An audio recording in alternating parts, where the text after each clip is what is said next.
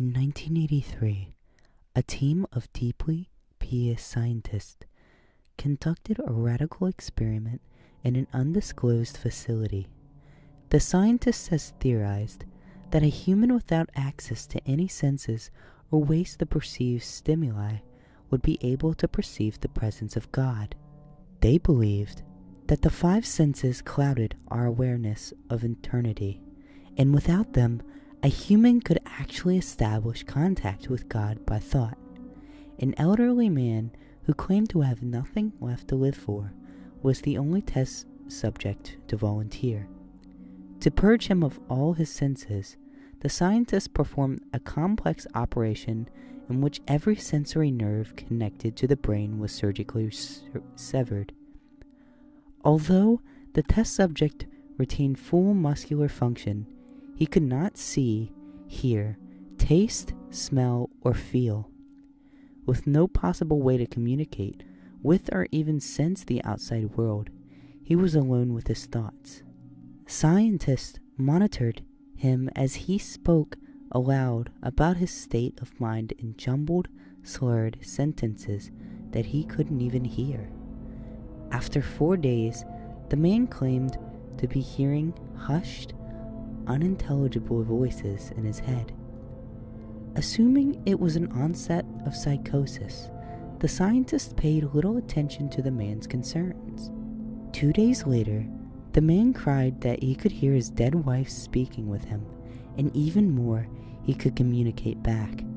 The scientists were intrigued, but were not convinced until the subject started naming dead relatives of the scientists. He repeated personal information to the scientists that only their dead spouses and parents would have known. At this point, a sizable portion of scientists left the study. After a week of conversing with the deceased through his thoughts, the subject became distressed, saying the voices were overwhelming. In every waking moment, his consciousness was bombarded by hundreds of voices that refused to leave him alone. He frequently threw himself against the wall, trying to elicit a pain response. He begged the scientists for sedatives so he could escape the voices by sleeping. This tactic worked for 3 days, until he started having severe night terrors. The subject repeatedly said that he could see and hear the deceased in his dreams.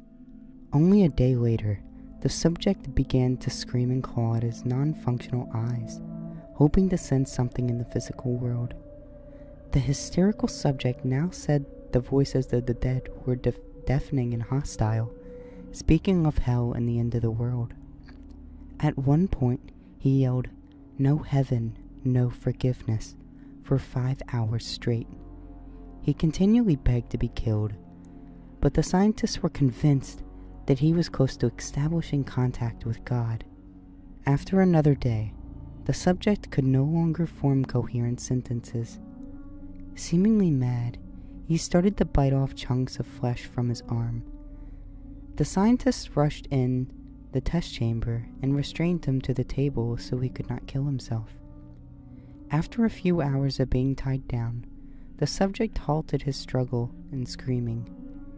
He stared blankly at the ceiling as teardrops silently streaked across his face. For 2 weeks, the subject had to be manually rehydrated due to the constant crying. Eventually, he turned his head, despite his blindness, made focused eye contact with a scientist for the first time in the study. He whispered, "I have spoken with God, and He has abandoned us." And his vital signs stopped. There was no apparent cause of death. Follow-up study 2000.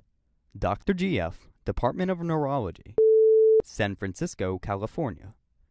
Recent study of a degenerative disease which targets the motor function and cognitive decline often leads to hallucinations of the deceased. The death of targeted cells and chemicals in the brain by this disease leads to a loss of smell, among other senses. The cause of the disease is unknown. Hallucinations present in 39.8% of the patients, falling into 3 categories: a sensation of presence, a sideways passage or illusions, present in 2.5% of patients, formed visual hallucination present in 22.2%, and auditory hallucinations present in 9.7%. Continuing study in San Francisco, California.